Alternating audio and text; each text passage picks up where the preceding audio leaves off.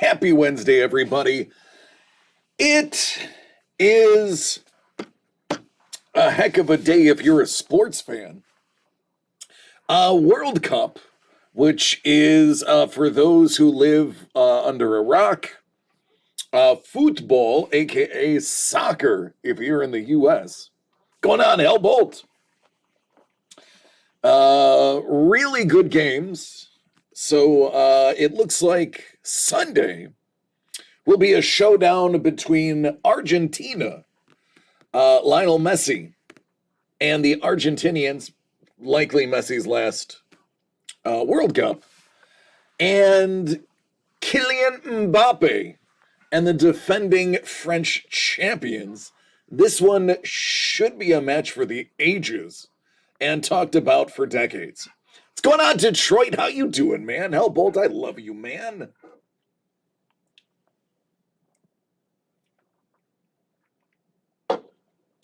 I was watching the Morocco game today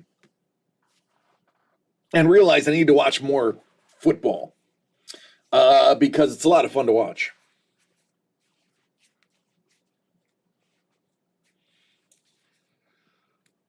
Oh, I'm gonna tell you, I'm actually tired today. Yesterday, for those who don't know or missed the social media post, I packaged countless boxes. It was a very big mail day. I think when all was said and done was about 4.5 hours of packing and shipping and everything. So I was here until like 8:30 at night. And all of that went out. There's only two things that didn't go out. There's a huge from the vault piece for bourbon that didn't fit in any box that we had. Even the one I bought that was supposed to fit it, it's still too big. So everything but that one piece went. I think I'm going to roll that, put it in a tube, and then put it in a box. I'm just waiting on confirmation that I can roll that. And then Ice Wolf, I never sorted his cards, so Ice Wolf's cards are here. Everything else is gone. Tomorrow, I have to do my international orders, which involves me going to the post office and going through filling out all the customs forms. That is always as exciting as a root canal. So yeah, that was yesterday. Today I didn't come to the office till about 3:15 I got here, maybe 3:25. So Doug had already come and gone. And I found what's going on. Don, how are you doing, man? And I found something really awesome sitting on my desk, and I'm hoping it's an early Kwanzaa gift.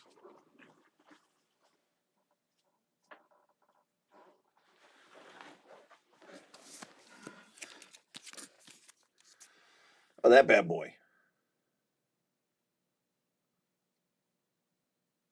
That's going to be a lot of fun. And even more interestingly,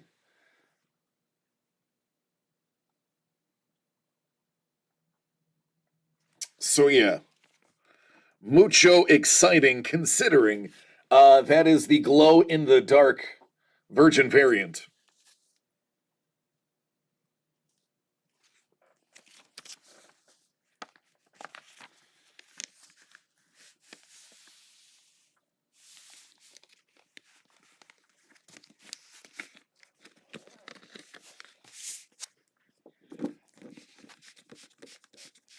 For those who don't know what that is, Batman and Spawn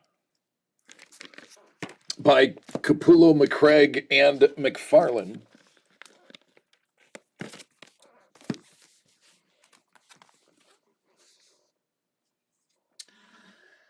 I also and this is going to come to as a shock to a lot of people.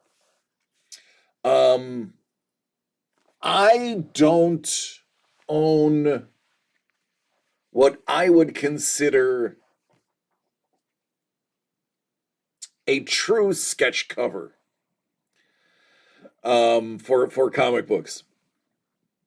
The closest thing I have to a sketch cover is I did buy a blank, and I had of 8 Million Genies, and had it remarked by the writer and the artist before it was popular.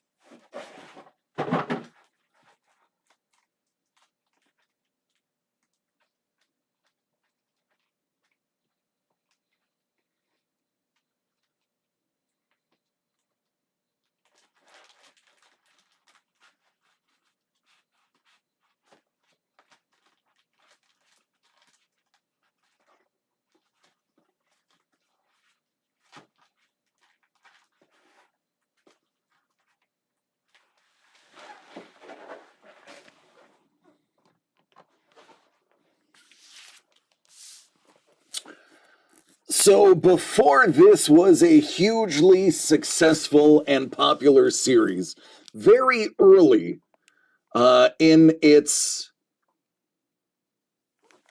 creation, when it first came out. I don't know why that's bouncing around with focus. There we go. This is what's crazy. This blank cover, this is first print, this is the original. This blank cover was a whopping $4. That's how much the original blank sold for. It sold for cover. And I went to Third Eye Comics, the website, and they were doing sketches and remarks on this, at the time, fairly unknown but pretty buzzy comic. And I'm not joking, it was like $20. It's either $10 or $20. And Soule and Brown did the sketch, or the remark. Soule did the lettering and the writing. And then right before it got super popular, I got the special preview edition, which is also likely similarly remarked. There's only 500 of these. These are all individually numbered. That is the closest thing I have to a sketch cover. Until about a week and a half from now. I've actually commissioned my first ever sketch cover. And I actually did 2 of them. Now, with all of the artists that DCD Collects is in contact with, and of all the blank sketch copies that I have purchased waiting to have artists work on them, of all of those people, the artist I chose, what's going on, Kevin P. West? The artist I chose to do my first ever sketch cover is, hello, lady. What's going on? How you doing? Chef Buddy, how was that birthday of yours? Going on, Mr. Maitland? Just talking about, I've made my first ever commission for a sketch cover. And I was just telling everybody I own a couple of sketch covers. Hello, Mel. Hello, Jimmy. I own this one, which I bought secondhand. I did not purchase this. All right, Chef. Right? Nobody can be as lucky as me and have a non-frustrating family. So this one was purchased secondhand. I mean, I ordered it. You ordered it remarked and autographed, and it was like either $10 or $20, which this is a $150 book now. And then this one was bought on eBay for like, I think I paid 119. I can't remember. Whatever Mel remembers. Because it was like, are you sure you want to buy that? I was like, yeah, I'm very sure. This is about a $600 book now. So the first ever commissioned sketch cover, I actually got two of them, is none other than our dear friend, Bing Fuchsius. Bing is going to do a Spawn #1 and a Doctor Strange cover. Now, if you know anything about his style and how fantastic and bright and new his art is, those two covers should be insane. And I talked to him today about it. He says he is quite inspired for the Spawn #1. So I am stoked. I gave him carte blanche. I said, do whatever you want for Doctor Strange. Let the artist be the artist, and that's it.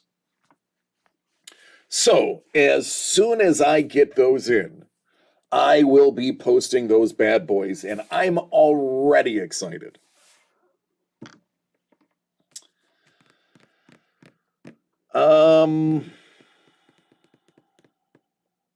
Oh, Chef, yeah. Chef probably has the biggest mal day of any of us.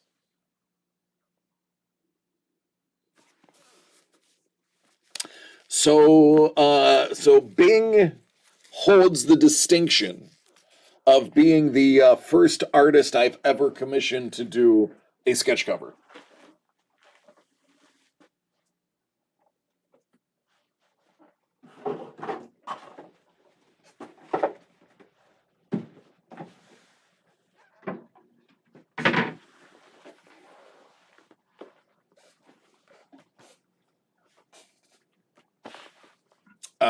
I'm stoked. I am stoked. It is my Kwanzaa gift to myself. Exactly, Kevin P. West. Kevin P. West. I actually got a bead on some old school. Well, I don't know if they're old school.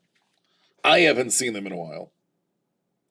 And I immediately thought of Kevin P. West. Let me pull these up on my phone. Let me tell you where I got them from, too.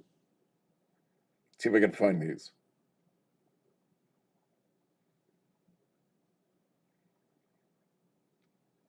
I'll have to go into my history. Mm-hmm.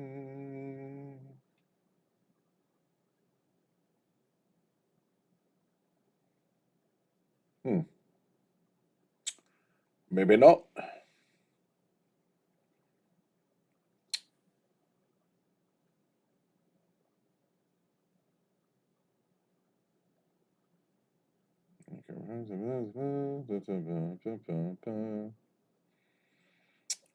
Actually, I lied to you. I must have went to it through a link, which usually doesn't show up. Chef is like, I'm excited to start my big middle finger collection. Chef is a huge fan of the bird. Huge fan.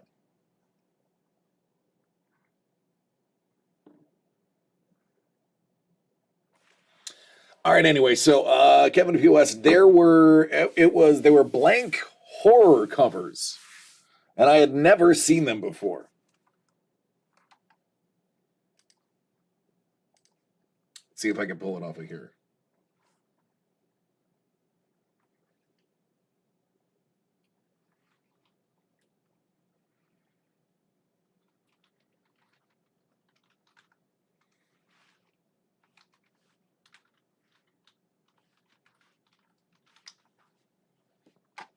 It was Horror Comics. That is correct. And this place had a cache of them for, I think they were, I don't know, $10 a piece. And I was like, Kevin P. West guy could probably, they were the black background ones.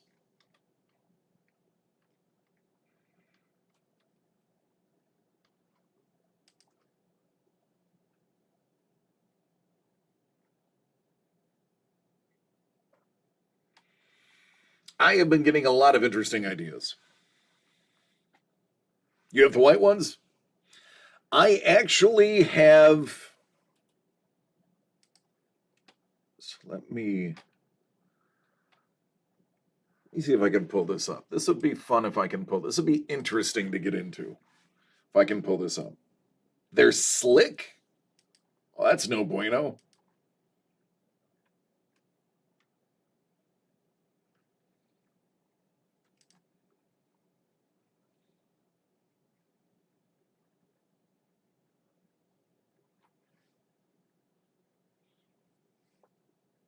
Blank Betty pages. I'm open. Paul, you would have to arm wrestle Lee. Lee has also done Betty Page. Although, Paul, I can say both of you are on par.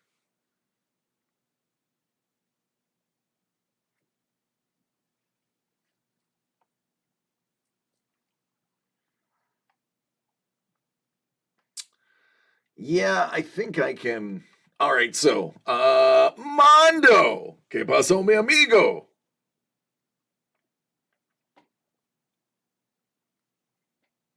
My opening stuff up today. Uh, I'm always open to buying or to opening stuff, man. Let's jump on the website. Some stuff is sold out, some other stuff has not. I can tell you. Let's see if we can hit this button. There it is.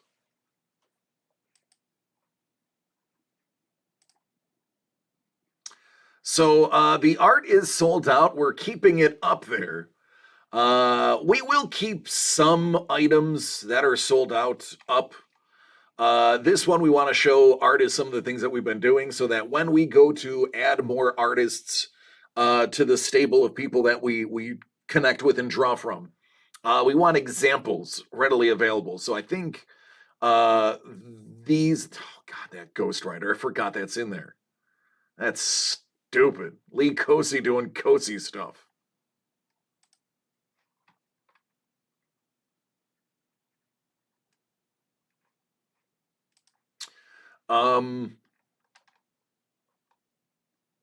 Yeah, art for all ages from the vault, some Star Wars, and the sketch covers are all we have remaining. Alan and Ginter, we have just for fun.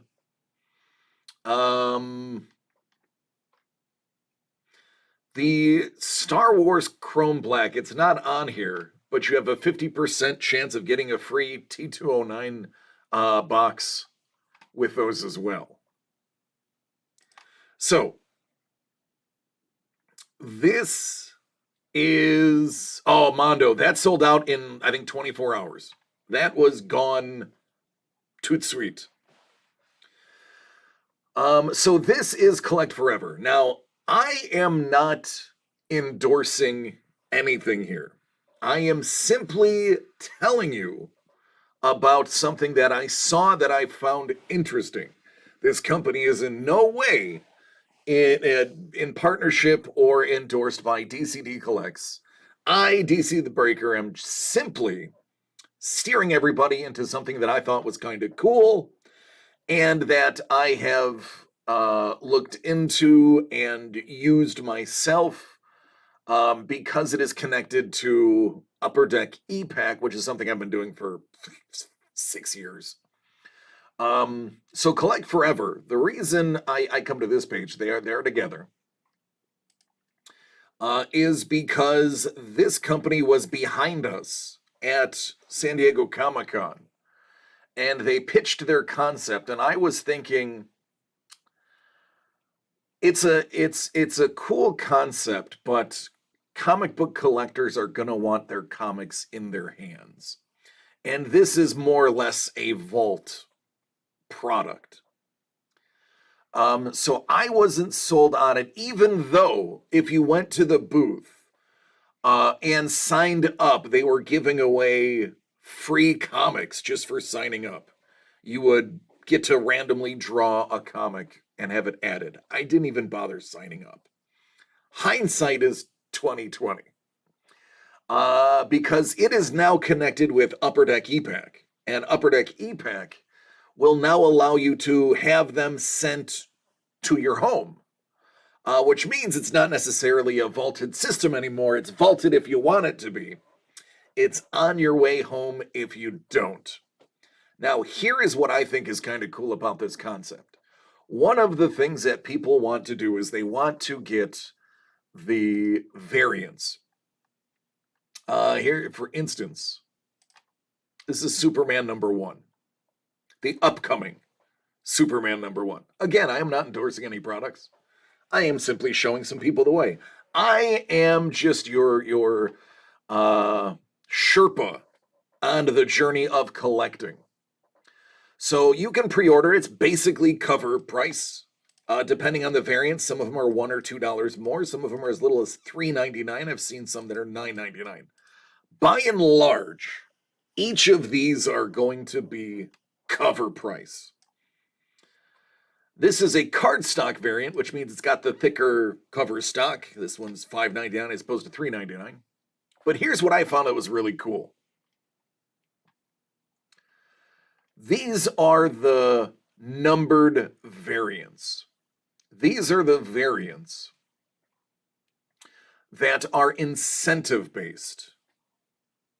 If you ordered 217 copies, you may get one of these.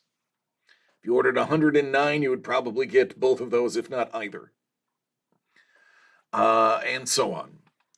What they're doing that I think personally, and this is a personal opinion, is genius, is every time you purchase a comic book, let's say you want this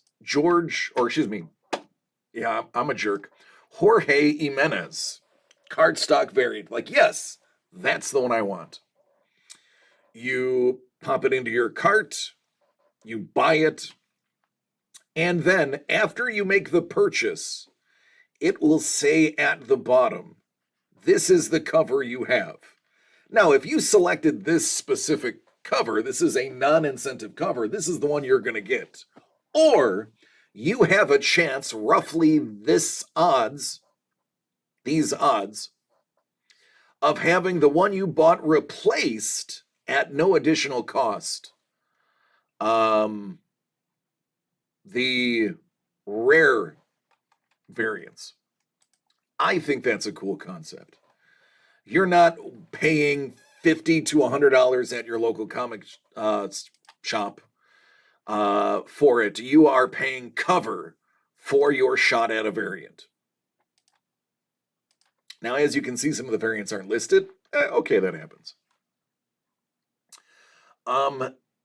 They also are a fantastic place to get blank covers at cover price. Now, these I will tell you, they've only offered 2 since they started. The other one was Bloodline, Daughter of Blade. That one sold out in less than a month. There are no blanks left on the site. This is Spider-Gwen, Shadow Clones, all pink.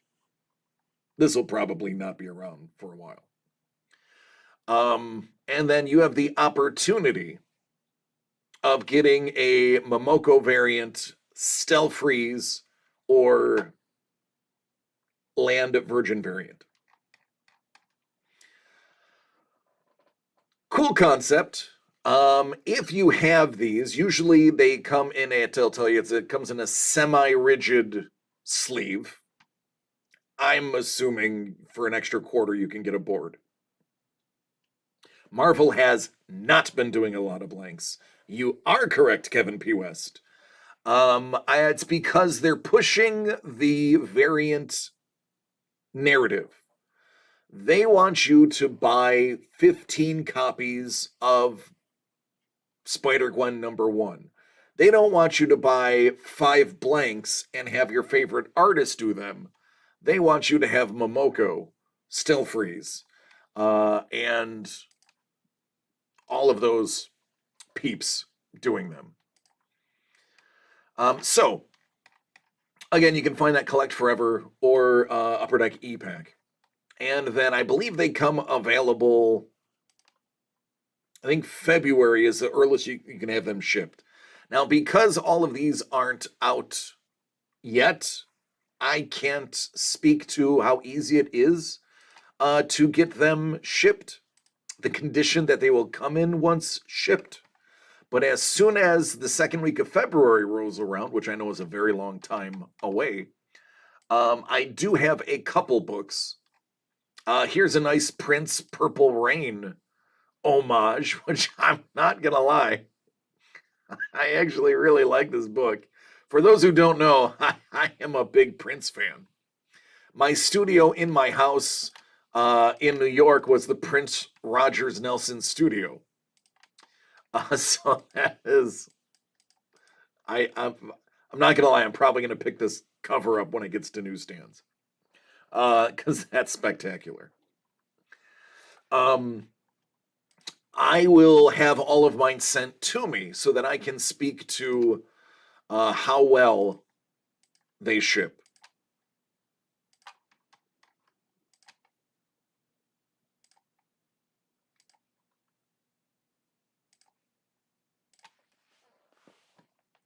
So that's that. That is something I thought would be fun to chat about today. Show people something a little bit different. I would love to have a bunch of okay. Let me rephrase that. I have a bunch of blanks.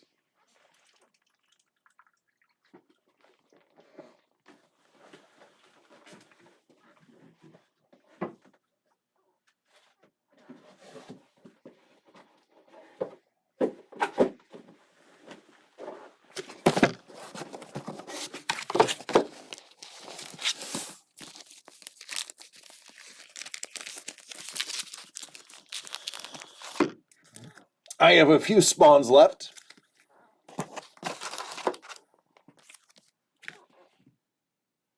This was actually a really cool book Scotty Young did. I have blanks. Blanks are non-issue for me.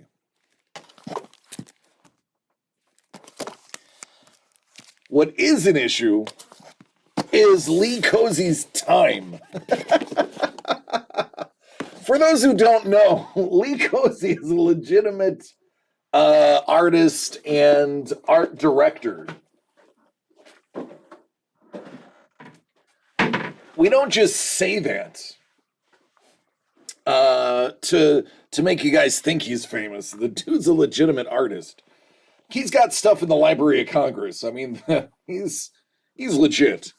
His time is not easy to come by. We have been very fortunate as of the last year to get him on as many projects as we have.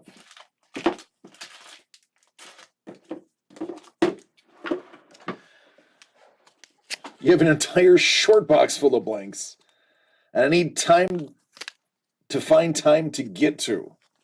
And there you go, Kevin. See, you get it as well.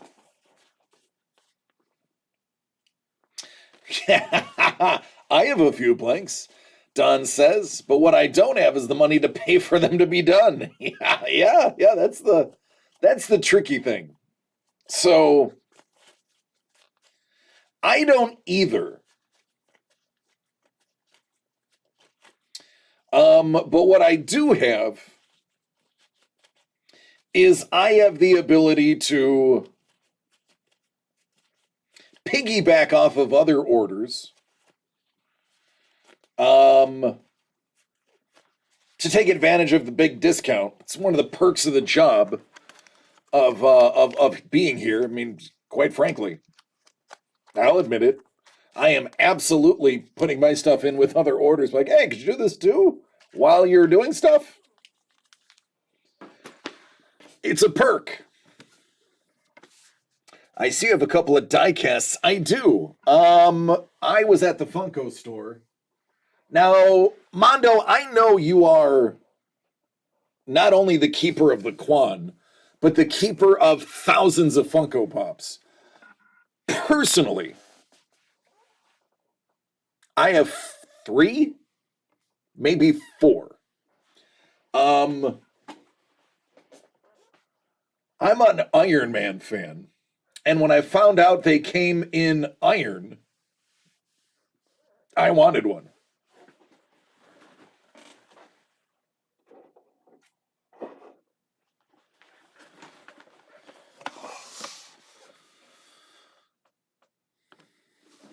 For those who don't know, this is the die-cast metal one. It's not iron. It's die-cast metal. So that is heavy and solid. Kelly saw Jimmy dressed as a Ghostbuster, and she was wondering if he has a favorite Ghostbuster. It is one of 2. He is a big Egon fan because Egon wears glasses like him. And he also likes Ray Stantz.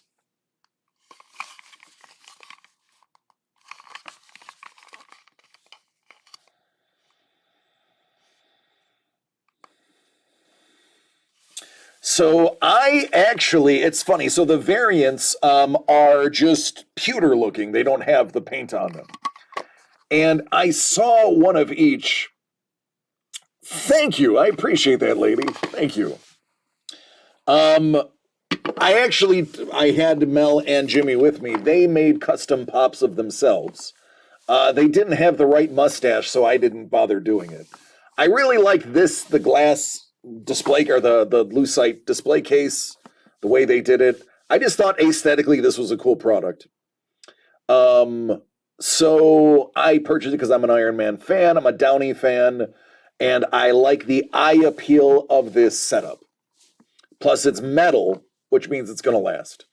I actually, when I got it, I told Mel, I said, boy, I hope I don't get the chase because I actually want the painted one more than I want the chase here. The painted one was what I was after.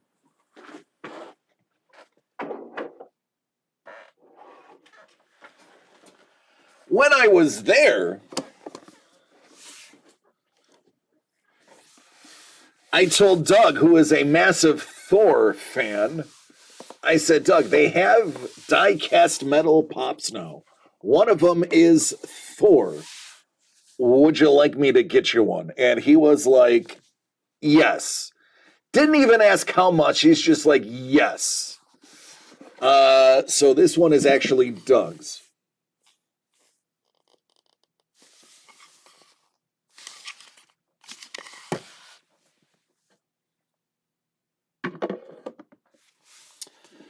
So Doug and I did an impulse buy. They're aesthetically pleasing. We like them. I also own a Josh Allen, his first pop. And I own an Umbrella Academy pop.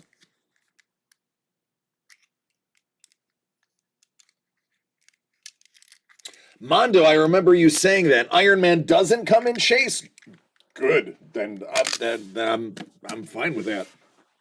Fine with that. I told her, I said, if I ended up getting a chase one, I'd stand outside, like, does anybody want this for $50? I'm just gonna buy another one. It's not for everybody, Brent. It's not my cup of tea either. It's got a rabid following. It's a cool concept. Some of them are extremely limited.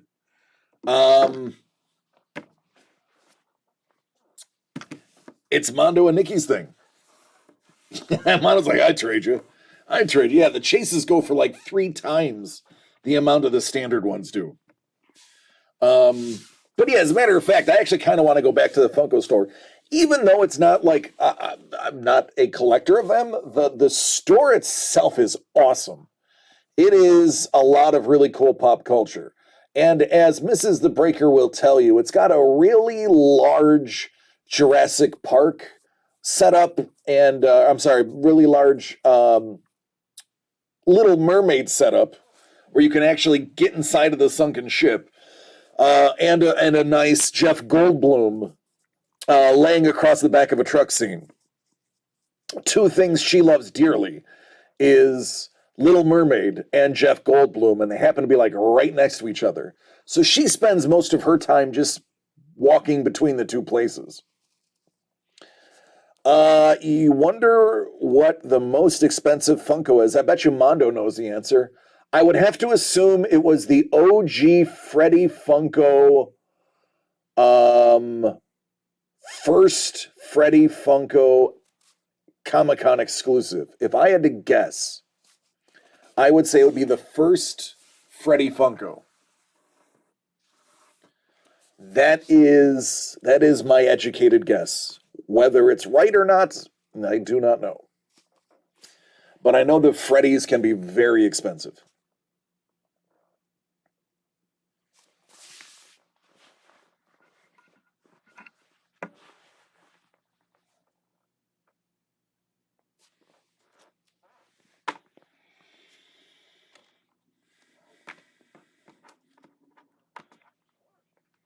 Mondo's probably got 7 of them. He has one in the box on the shelf, one that he took out of the box to play with just because he is sassy.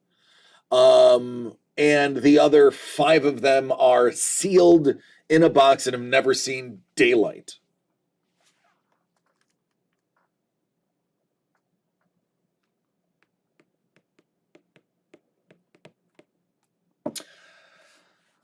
Mondo has grabbed Art for All Ages. That would be number 8.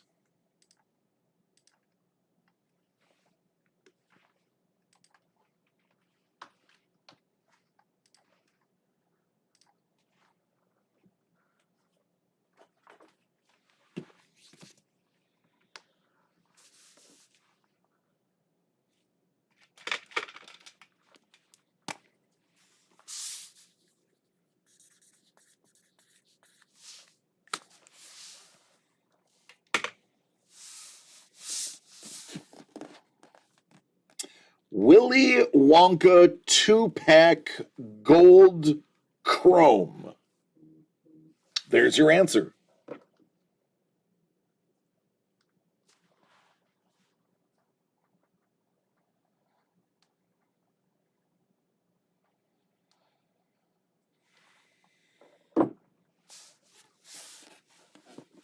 Armando, are you $76,000?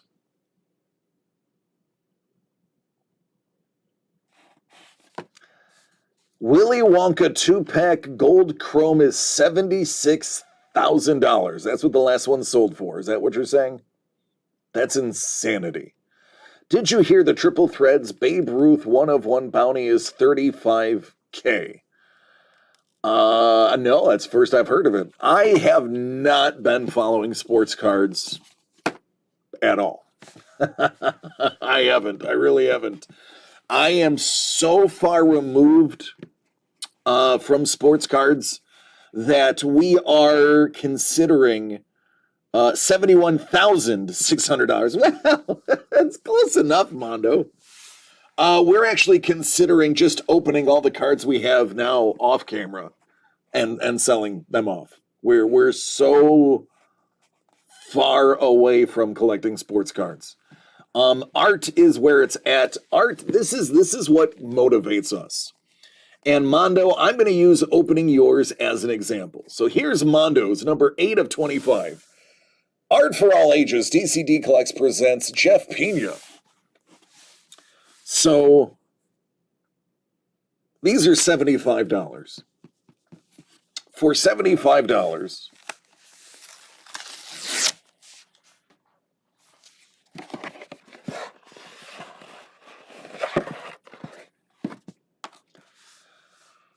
We have tangible original art that is one of a kind, one of ones by themselves.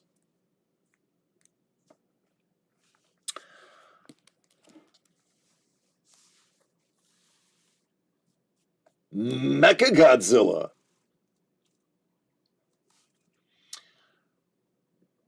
So you now have two pieces of completely original art, one of a kind. He could make one similar, but he could never make these ones again exactly the way they are.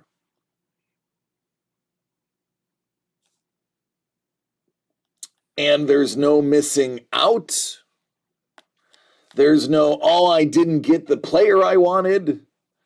Oh, that guy blew out his knee. Oh, this box is missing its autograph. Every one of these is autographed.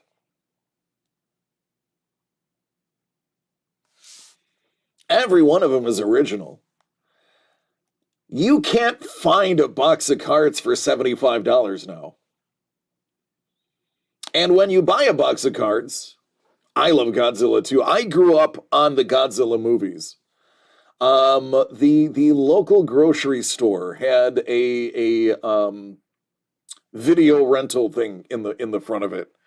And when I would stay with my grandma and grandpa, which was frequently, because I am the product of teenagers, so they were living and going to school and doing stuff. So I was with grandma, grandpa.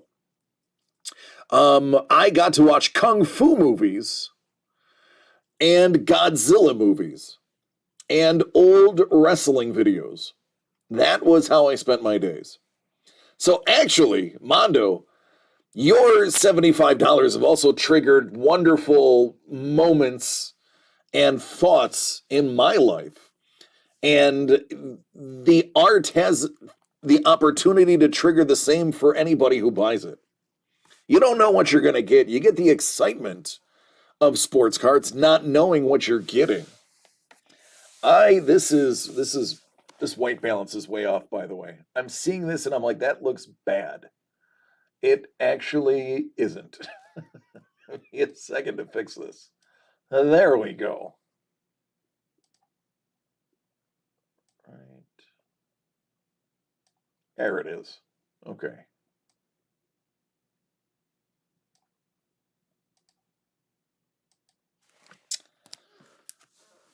Yeah, that's color adjusted better.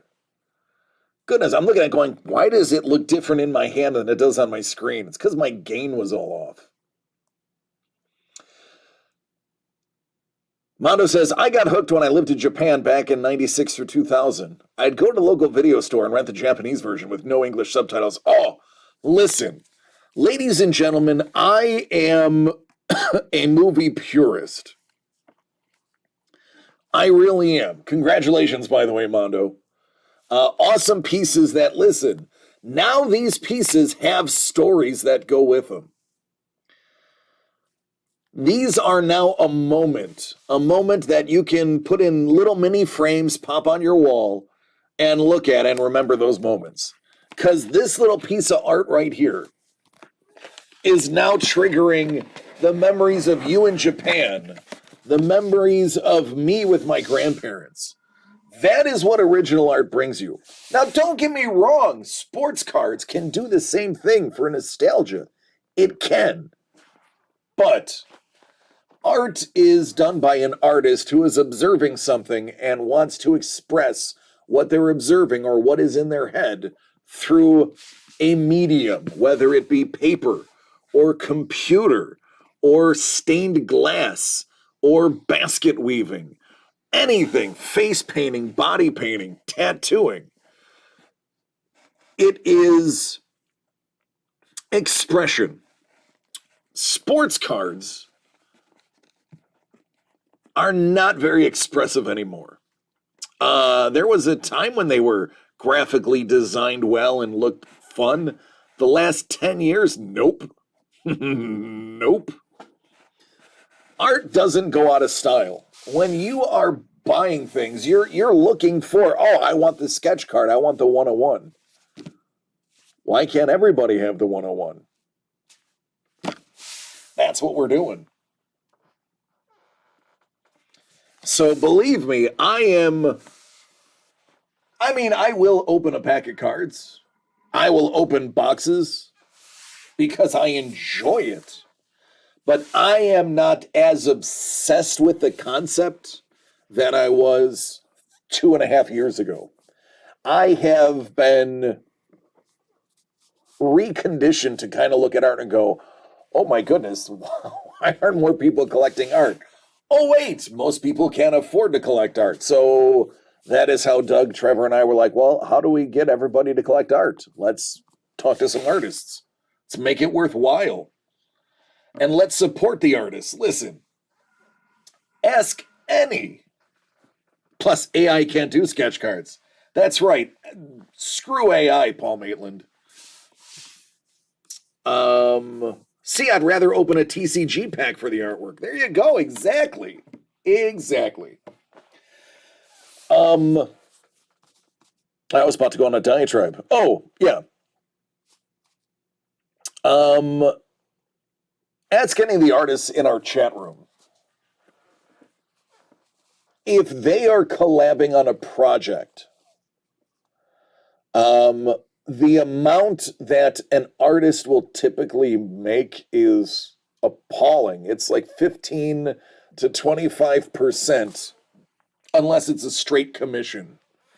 And then there's artists that will be like, we want you to do this poster. We're going to pay you $1,000 for this poster. We're going to make 10,000 copies of it at $10 a piece.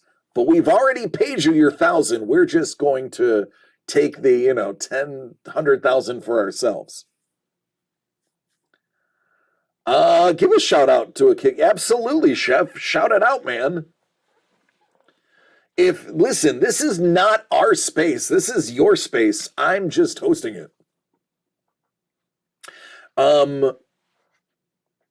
But artists are criminally underpaid. Especially when it comes to collabing. The person that's asking them will tell them exactly the finite minutia of the art that they want them to do. Pay them a pittance of what everything is going to be, and then move on. And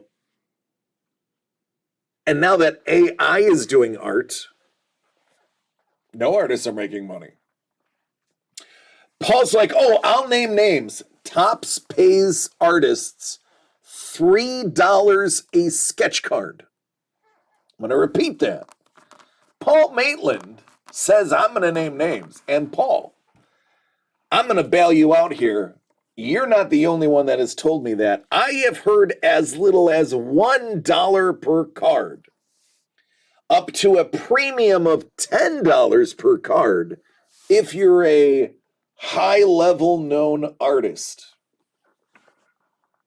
So,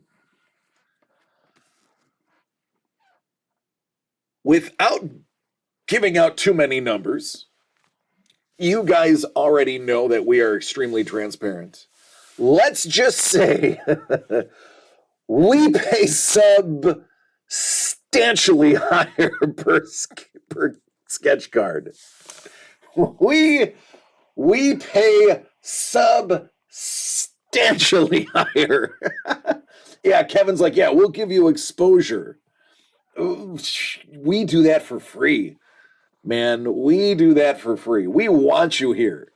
We want you to be part of this.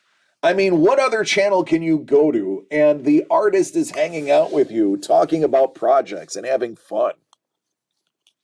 Mondo said, if I was a legit artist, I'd give Topps a stick figure sketch. Oh, and that's the thing. If they don't approve it, they just don't pay you. That is $3 per card approved. And they let you keep some artist proofs. Don said, a coworker told me I should have made prints of your Alan Kelly artwork and sell them. I told him, no, first off, it's not my artwork. And second, it ruins the one of the artwork. And that is true. Now, with that said, we are going to be doing something similar, but not really. And again, Don, I can't thank you enough for those pieces. We are looking at doing prints, large-scale prints, but we are going to do variants. We are going to have all of them signed by the artists, and we're obviously kicking in the artist as well. And this is something that I'm not probably supposed to talk about yet, but it's something that we've been discussing. For instance, I'll give you an example. Let's say Lee Cozy does a Mandalorian. I'm just throwing something up. Let's say he does a Mando poster. We will buy the rights for the poster from him. We would pay him and then give him access to the prints as well, which it's hard to talk to non-artists. When an artist sells the rights to a print, they don't necessarily get any copies for themselves. Oftentimes, the artist will have to buy them at cost from the person distributing and then remark them and upcharge. I'm not lying here. I'm peeling back the curtain of a pretty dirty secret. We want to do something different. We want to have the artists involved. And the way we'll differentiate the prints is similar to a World of Warcraft loot system. 50 of them might be signed in green, 25 might be signed in purple, 10 might be signed in red, and 5 might be signed in gold, hand-numbered by the artists, with maybe red and gold having little remarks or something along those lines.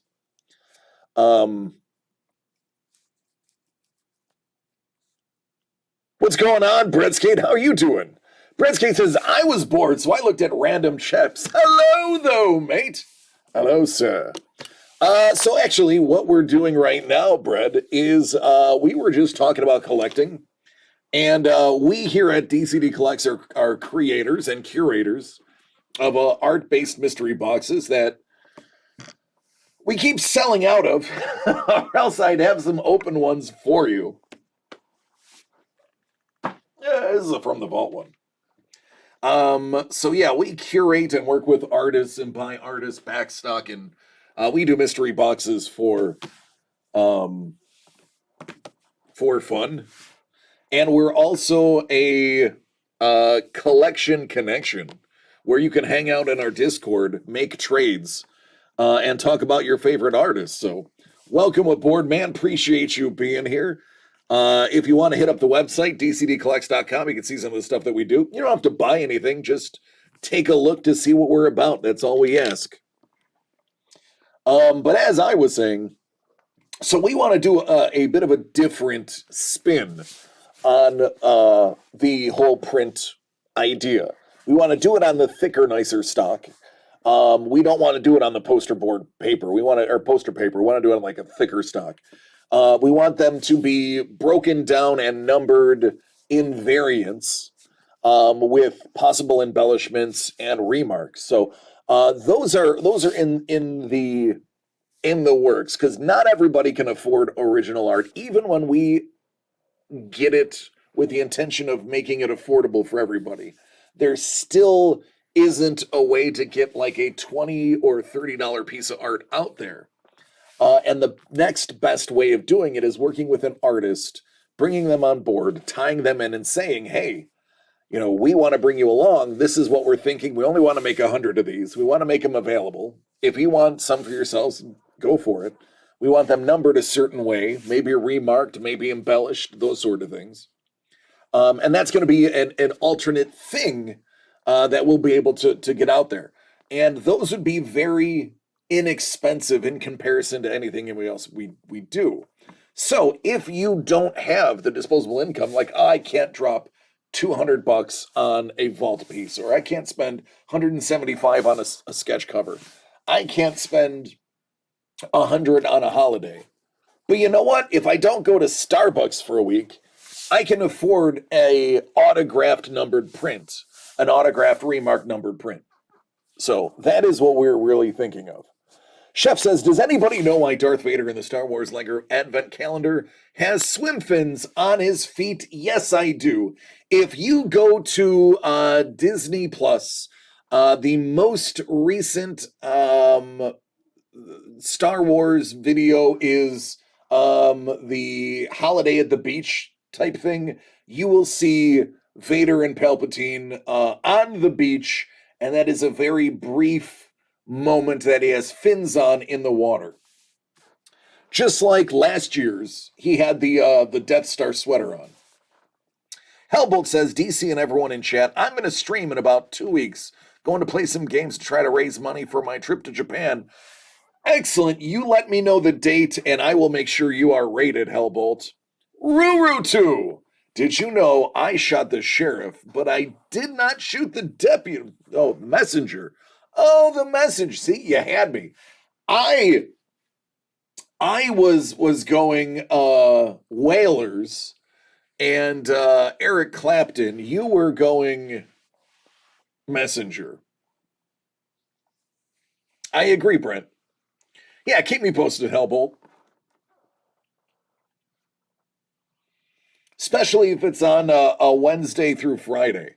Because then I can dish you a dozen to 24 people, and we can hang out and poke fun at your game playing, because that's what watching it is. So I would love to stream gameplay. My problem is, ladies like, yeah, I want Clapton too. What you may or may not know is I, off camera, I cuss like a sailor because I was one. And when I play games and I get exasperated, I tend to articulate my feelings in swear words. And I don't want to. Don's like, both of those facts are true. He has a sweater on this year as well? Okay. I don't want, because I am ruthless with my swear words. I don't want that to be part of DCD Collects psyche. I could do it on my DC the Breaker channel. Carpet F-bomb Twitch. Oh, it would be, F would be the least. So I was an improv comedian. When I was an improv comedian, I was also a burn comic, a roast comic. One of the things that I could do is with very little prompting, I could tear somebody relentlessly apart, viciously and humorously. There's two types of stand-up, and this is true. The two schools of stand-up, and I have many friends that are stand-up comedians. Some of them are actually famous. I'm not going to drop names. You've never heard me play Alien Isolation then. Kevin's like, I'm a Pryor fan. Me too. There's New York stand-up. That is going to be your sarcastic, biting wit. That is your Dave Attell type comics. If you don't know who Dave Attell is, he was the host of a show called Insomniac. He actually had to behave for the show Insomniac. It was just him going through cities at night, doing stand-up and getting obliterated. on camera. Insomniac was a great show. New York comics have that biting, sarcastic, self-deprecating humor. LA comics, LA stand-up is a completely different ballgame. That's your setup, punchline, callback.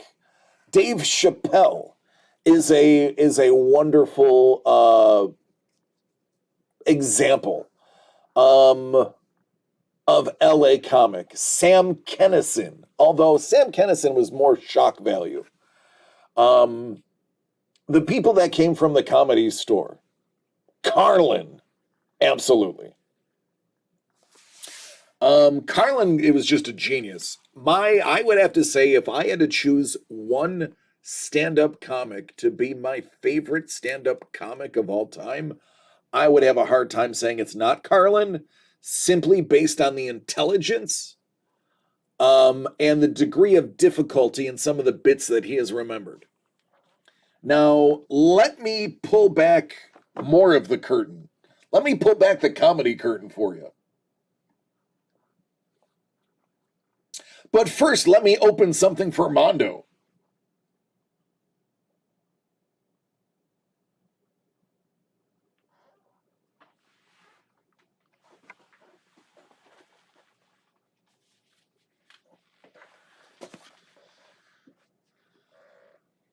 Oh, Billy Connolly.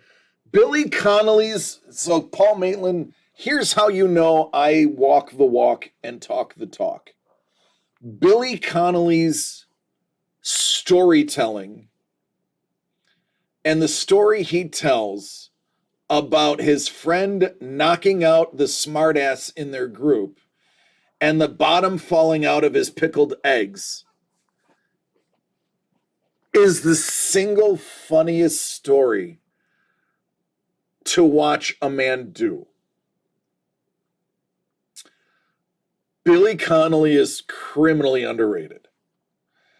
And he has this story about being in a bar, in a pub, and his friend who was a boxer knocking out the smartass of their group. And you know this story has to be real because Billy Connolly is crying laughing while telling the story. And the amount of emotion can only be from somebody who lived it and knows that the words are 100% true. Because I have a couple of stories that are like that I can't tell them without dying laughing. And half the time you're like, I don't understand what's funny.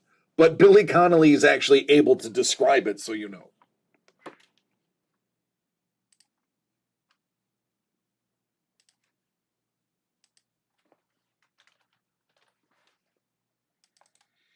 Number 10.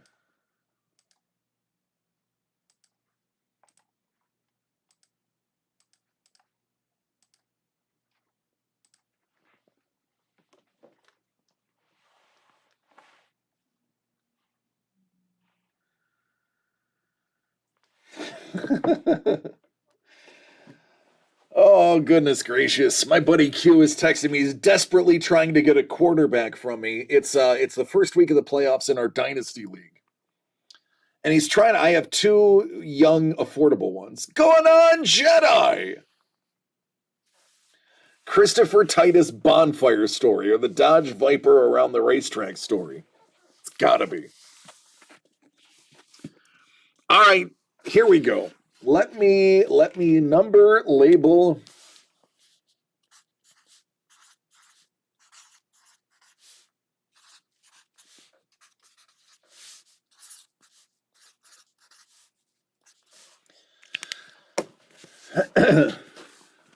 His bit about drinking water in Spain. How about those lines, Kevin P. West? Keeper of the Quan. Keeper of the Quan. Mondo says, I want one of those DCD Collects presents We've Got You Covered #2. All sketch covers. Now, I say that, and we've come to realize something. Technically, one of these covers is not a sketch cover because it is done by somebody with scissors. He cut a cover. So technically, There's one that is just signed and cut by hand. Fourth down throw to Sewell is great. I love that Sewell had to go into motion, Kevin. Went into motion. All right, Mondo. It's not die cut if it's done by hand, Mondo. I said the same thing and I was corrected, so I'm passing it on to you. Die cut means they have a piece of metal that is in the shape that cuts it out by press. Hand cut is way more rare and better. This is hand cut. Sorry, don't want to be that jerk, but I was corrected, and I figured I'd pass the knowledge along. 10 of 25, positive vibes. This man, Mondo, sends only the best Quan vibes to all of you. The very least all of you could do is send them back to him. The very least. I'm sending vibes. Val Kilmer, bald-headed, live stream. Hi, Val. What's up, good-looking honky? How you doing? I wish, although I do have Val's original artwork behind me. All right, here we go. Keeper of the Quan, Mondo. See what we got here, bud.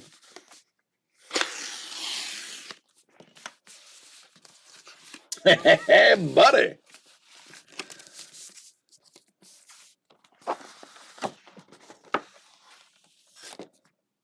Oh, man. Oh, Mondo. Yeah, buddy. This is exactly what we're talking about here. This right here is what we're talking about. Spawn and Ghost Rider. Oh, that Spawn is the original half cover. That Ghost Rider is 100% original art. Are you kidding me? Domo arigato. You, sir, are very welcome. We were just talking about Spawn Batman earlier. How about a little Spawn Ghost Rider now? Yeah, wowzers. I am a bit of a herb for a bit of a Ghost Rider stan. I'm a Johnny Blaze, because that's what I grew up with. But the imagery of a biker with a flaming skull and a magical chain and the penance stare, that I think is just fantastic. This is awesome. Kevin's like, that is yummy. Don's like, wowzer. Wowzer is right. Yeah. This is one of the nicer ones that we have in here as far as just sheer depth of quality. Now, I wish our dear friend Doug was here to let me know who did it. But as you know, Doug does not mess around. Hey, T-Money! Chris Majunkin, that's who it is. You are right. Ladies and gentlemen, Trevor's baseball cards right on time with the assist. This is the Chris Majunkin. Mr. McJunkin. I know, I love that cover too, man. I was just saying the same thing. Absolutely awesome. So Mondo, keeper of the Quan, distributor of good vibes, buddy. You got it right back, man. Just got in. Well, you just got in at the right time.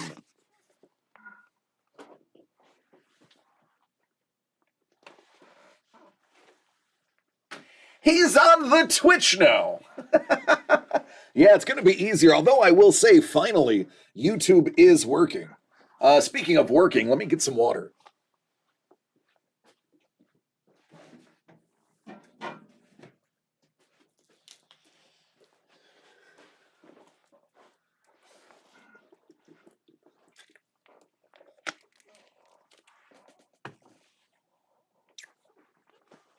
There we go. Yeah, so before Quan hit the superb cover, I was saying, so one of my friends, Q, who's in the Dynasty football with me, is trying to score one of my two quarterbacks. I have low-level quarterbacks. I'm playing Moneyball. Trevor said that book was from my personal collection. I love his work, and it is not cheap. Thank you all for the positive vibes. Truly love that split cover and original art. Good, man. I want you to love it. That's why we do this. And if there's ever anything you didn't love, there's always the buy, sell, trade, and or the trade thread in our Discord that allows you to move pieces amongst other collectors from our circle.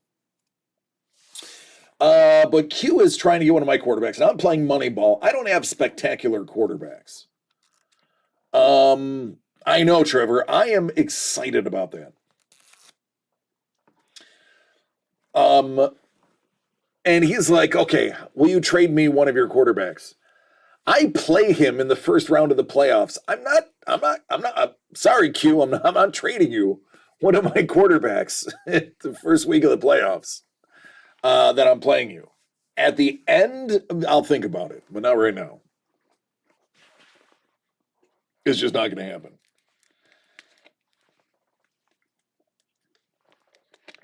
The winner of my bracket gets the 13th overall pick in the draft. I already hold the 9th pick. I wouldn't mind having the 9th and the 13th. I could probably move up to the 6th with those two, which puts me in contention with a top 2 quarterback or top 2 wide receiver. Can we talk about how amazing Brock Purdy is? For the last player picked in the draft, Mr. Irrelevant, he's pretty dang good. But I mean, I had this conversation with Doug and Trevor last week. The worst player in professional sports is so much better than you are at that sport that it is obnoxious. My brothers and their friends played hockey. I used to play floor hockey and ball hockey, and we used to just play beer leagues at roller rinks for fun. And my brothers brothers played professional ball hockey. And they used to do pickup games. And there was a guy, Pat Coletta. Patrick Coletta was a fighter for the Sabres. He's a hometown kid. And Pat Coletta was known for punching people in the face, not necessarily for scoring goals. But when they played pickup games and Pat Coletta would join, Pat Coletta would score 6 or 7 goals every single game. Because, and I'm not saying he's the worst, but the worst professional player is so much better than you, it is obnoxious. Brock Purdy is good even at a professional level. And to be the last person picked in the draft, which is where I'm going with this, is remarkable. Is he the next Tom Brady? Probably not. Did he solidify his status as a good quarterback and somebody that can be leaned on in a pinch? I think absolutely. And we have more games to tell. Now, with that said, the Niners have a lot of talent around them. You got Ayuk, you got Debo, you got CMC if he can stay healthy. You got Kittle if he can stay healthy. You got a good line. He was put in a pretty good position. As a matter of fact, it makes me even more excited to see what Trey Lance does next year.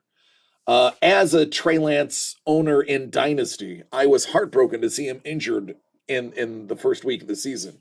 I am excited with all those tools around him and him not having to have to scramble to see what he's going to be able to do. Don said, Mr. Irrelevant was my nickname in high school. I doubt that, Don. Jedi says the Niners keep this QB situation figured out. They're the favorite in the NFC. No offense to the Eagles, but it's the defense and the duo of Debo and CMC. Now, I concur. I concur. Absolutely. I wasn't able to get Debo, but I was able to get Ayuk when I made a move to get Lance. So I have the pairing of Ayuk and Lance, which we'll have to wait till next year for it to be fruitful. I was trying to get a hold of, while he's on IR, I want to get a share of Kyle Pitts, but the guy who owns him is just not ready to give up on him yet. I will probably have to offer a first plus to get him. But I have Desmond Ridder, who over the next 4 games will have the opportunity to entrench himself as the starting franchise quarterback of the Falcons. And I wouldn't mind having a trusty tight end with him if he pans out. I will probably wait for the Pitts move until at the end of the season when I see what they have in Ridder. If the Lions can get in, they might be able to make some noise, but I'm excited for the next few years. Kevin P. West, the Jets and the Lions, on paper, have dynamic teams. I like Coach Salah. I like the roster moves the Jets have made, even though I am a Bills fan and they're in my division. I think the Jets could be scary good if all of their pieces would perform to the best of their abilities. They would be challenging the Bills. I mean, they beat us already. We got our revenge game. Saturday is the Bills-Dolphins revenge game. And there's supposed to be a foot of snow coming, so Dolphins, better bring your jackets. Might be chilly. As you know, the Bills lost to them. The heat index was about 120 degrees on the Bills' sideline, while the Dolphins played in the shade. The Bills had 90 offensive plays and couldn't score because they were torched by the heat. The guys, we had a couple of guys that are from Miami on our team that said they needed IVs at halftime because they weren't used to that heat. Well, the shoe, or should I say boot, is going to be on the other foot. And the Dolphins are going to have to play in a lot of bad weather. And I think we're going to see who the Dolphins really are against the Bills on Saturday. No disrespect to the Dolphins. I actually don't mind the Dolphins. The Kelly Marino 80s and early 90s rivalries was one of the best rivalries in football. It was a bit lopsided, but it was great games filled with great sportsmanship, minus Bryant Cox. Google Bryant Cox in Buffalo, and you know, you may not want to Google that unless you spell it correctly. It's COX in Buffalo. He is known for being one of the first players to get fined for flipping off fans on television. But I digress. Do the Jets move Wilson in the offseason? They seem to be pretty stuck on White. I don't know what they'll get for Wilson. They may have to hold on to him for one more year. Yeah, Kevin, he did. Kevin said, I want the Lions to trade the Rams pick for more picks and just solidify the defense for many years to come. What is that pick right now? Is that pick 3? Let me use my phone, not the tablet, for that one.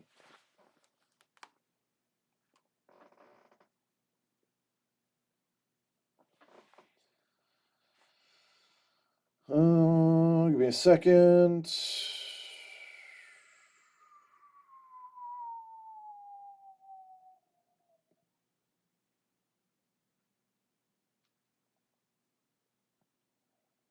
Four? Okay.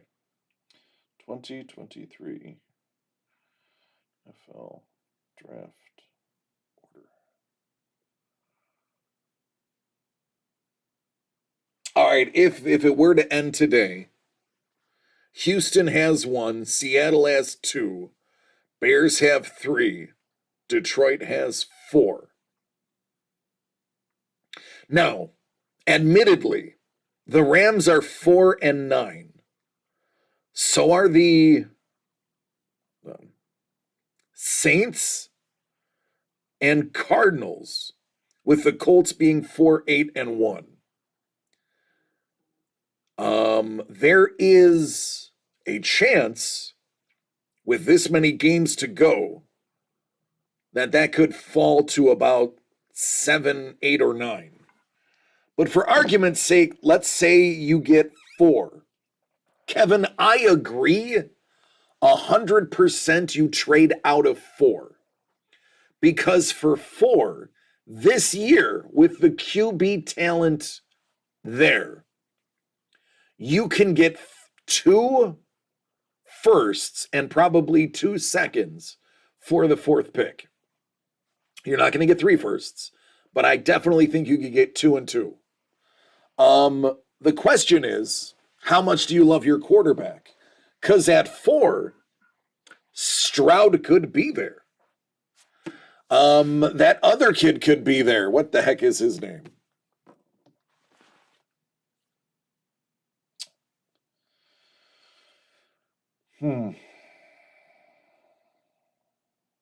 Yeah, no on Stroud. There will be a big debate on Stroud.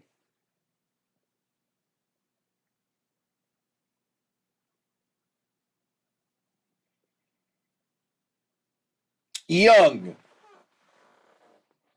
Bryce Young.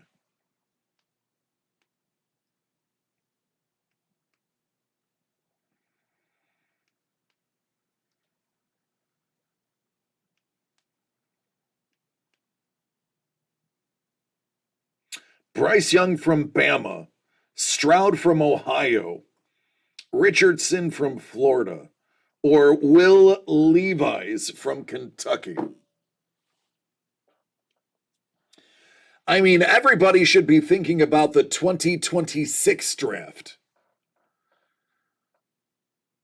My real hardcore fans of football know whose eligibility in 2026 is. If he declares in 2026 he will be the number 1 overall pick, who is it? I have to have faith that one of you know this. I say if you need a quarterback, trade all your picks for 2026 picks.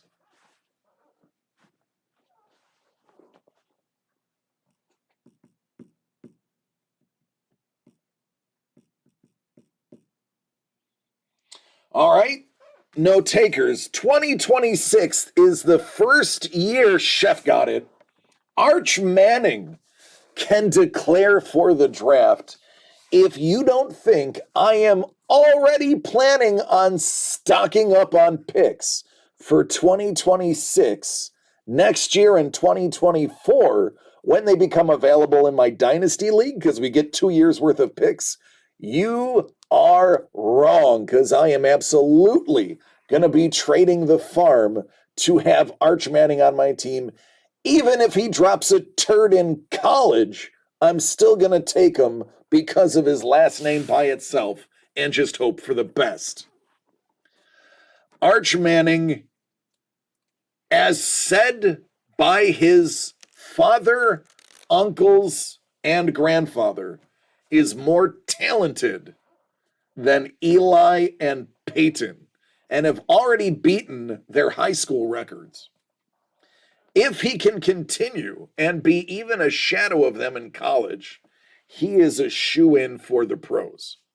Remember, people didn't like Eli in the beginning. People did not see Eli as a championship quarterback. And it took Eli a couple years to get his groove, and even then people doubted him. So I am all in on Arch before he's even played a single snap of college ball. I'm just hoping next year when the picks become available that nobody remembers or doesn't think that far ahead or question why I'm gobbling up 26 picks. And just think, according to Peyton and Eli, Cooper was far better than both of them, but his spine forced him to quit. Wasn't Cooper a wide receiver? I thought Cooper was a wide receiver, but they said Cooper was more athletically talented than the both of them. I could be wrong, but for some reason, I want to say that he was a wide receiver, and his brother said he was way more athletic than the both of them.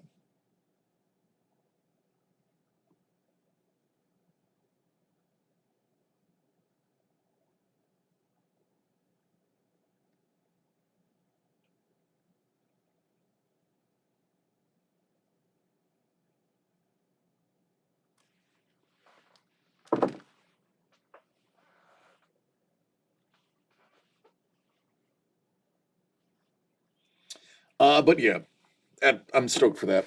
That's right up my alley. He was a wide receiver. Okay. Yeah. Oh no, absolutely.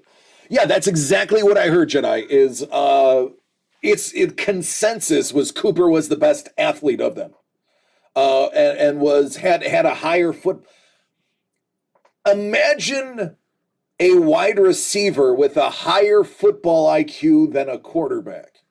That means that receiver knows every soft spot in a defense. That's where you give him a hot route, or you just give him a route tree and you say, run the tree. He could be running in cement shoes and be faster than them. Yeah, it's true. That is true. That is true. But I've seen both Mannings score touchdowns on naked bootlegs. So, I mean, there's something to be said there.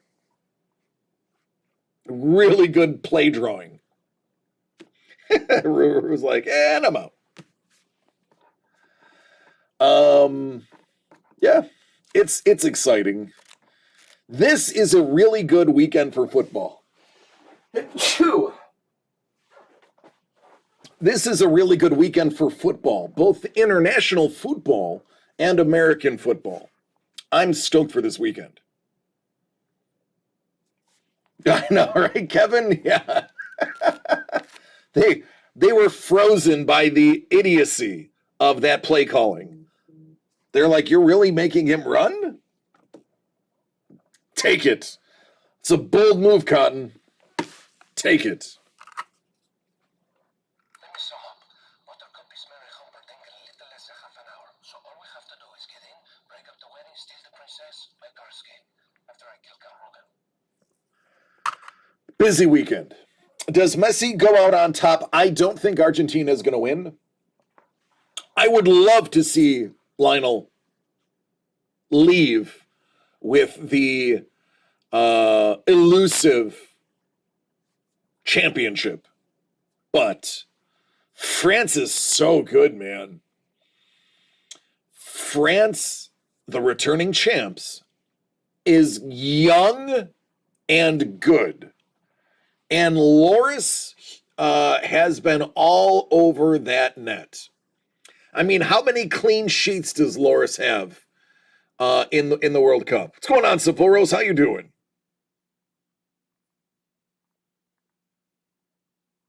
The Stahl brothers said that about their youngest brother as well. And where is he now? Well, see, there you go. I will say hockey is a bit of a different beast. Hockey and baseball. There's a reason there's like 40 rounds of baseball drafting. Hockey and baseball have a lot of minor league play, and if you don't cut it in that minor league play, they don't even bother giving you the shot up top.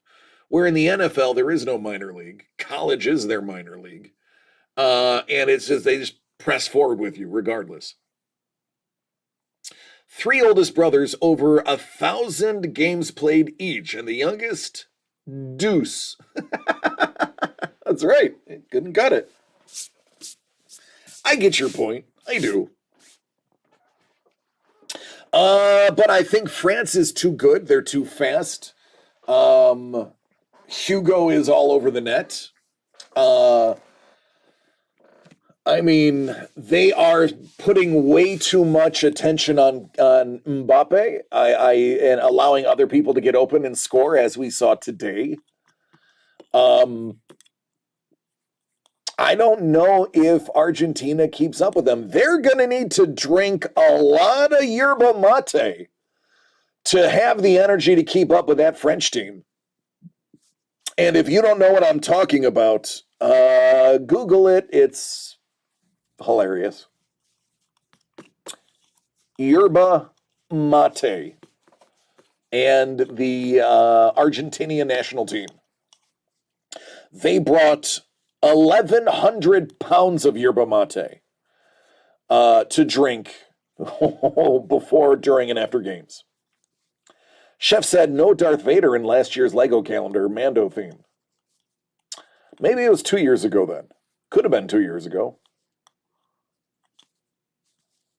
Because we didn't buy this year's, and we have the Vader in the red sweater. So it could have been 2 years ago.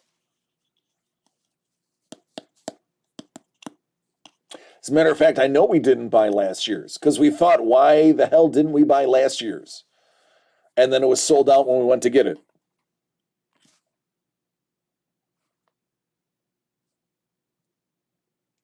All right, I'm going to stop playing with that knife now. I almost cut the tip of my finger off.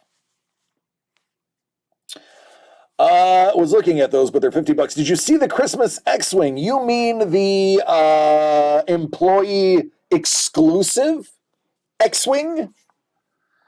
Yeah, I did. And yeah, not cheap because they are employee exclusives. They are definitely going to be the employees' Christmas bonuses when they dump those online. Have I seen the Christmas Mando figure? Yes, I have. Yep, I saw the setup, and for those who don't know, I'm going to look it up for you guys right now so you guys can see it. This year, the Lego company gave the employees a limited X-Wing.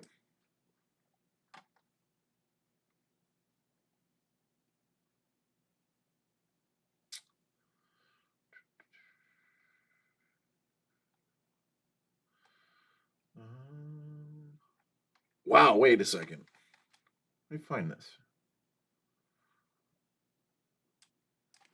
2022. There we go. Where is...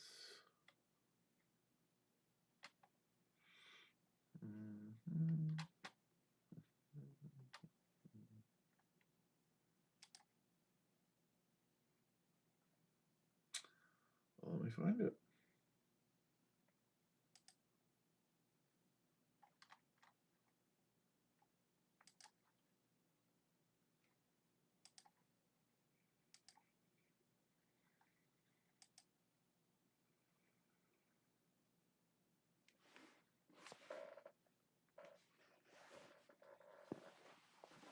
That. I believe they sell for around $600, $400 to $600.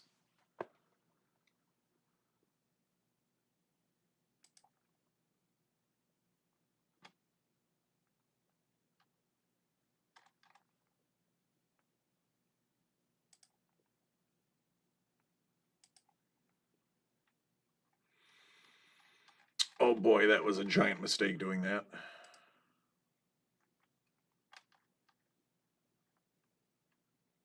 Yeah. Stupid expensive. Stupid expensive.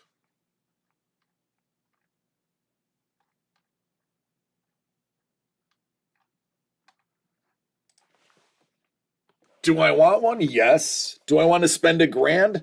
Hell no. I will just find the part list. I will make it myself, and I will paint candy canes on stuff that doesn't come candy caned. And I will be happy about it. The parts list is $15 just to get the parts list.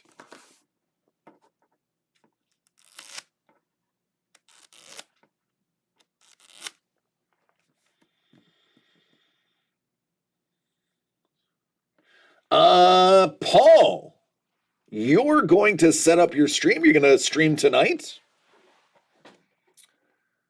Really?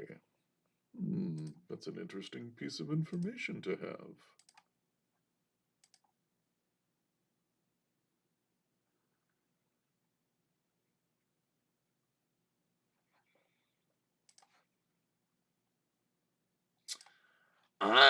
Paul, if you're going to be live tonight, man, we're obviously going to raid you. Obviously.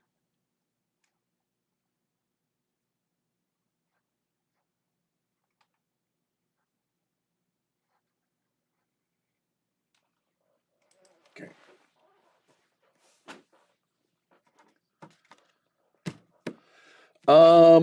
So yes, the Lego. So yes, we saw the Lego X-Wing.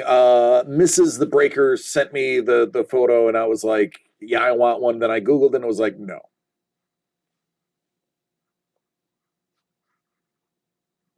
If I really wanted it, then I would have taken a job at Lego. I wouldn't mind getting a part-time job at Lego. I absolutely would do it. I would do it because, well, we'd have to, living in our apartment, we don't have space for all of our Lego as is. I would have to wait till we got back into a house before I did that. But I would work at Lego part-time for, the discount is massive. I talk to the employees when I go. I became very close with a couple of the employees at the Galleria location. Don will know what I'm talking about. And it's a substantial discount. Plus, they do get free perks. Paul, let me know when you're live. We will jump our chat over to you. Yeah, Chef, I can't remember, but it was substantial. Like 20%, 25%, something like that. It was high in comparison. I would absolutely work 16 hours a week. I would do like maybe 12 hours a week. I would do 12 hours a week. 2 6-hour shifts to get the discount. We have so many Lego at my house that we literally have those huge 66-gallon tubs, 4 or 5 of them filled with Lego. It's like, yeah. I want to say she said it was like 20 to 25%. And I think it varies the longer you've been there too.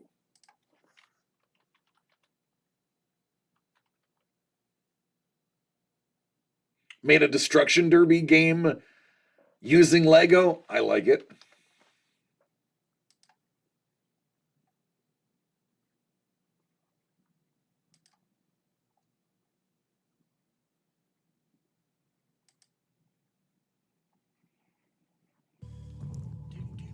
No, pause. That's illegal. All right, there we go. You get a house, you need a Lego storage. Like, yeah, I know. Don has arguably one of the best Lego storage systems I've seen. It is very OCD in a good way. Mel wants to play with their Lego every time they hung out because it's color-coded and beautiful. The Lego ball they did, they built the ball entirely wrong. We made cars so strong, we've sheared off the corners of bricks before. Lego, somebody said, the structural soundness of Lego is higher than anything currently being produced if you took it and made it scale. They have the Lego house, which is literally a house built with Lego. And they said, like, it'll hold up to an explosion. Like, it's ridiculous.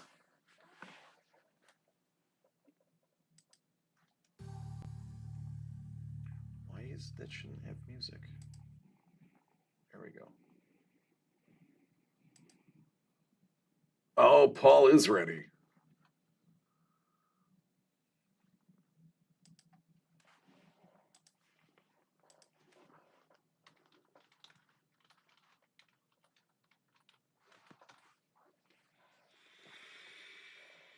The rules are pretty simple.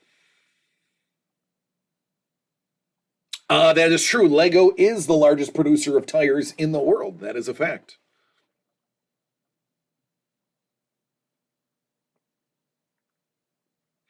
If it can't roll or your guys fall off, you lose. I like that rule. All right, everybody. I think we are going to raid Paul. Let's take our conversation to Paul.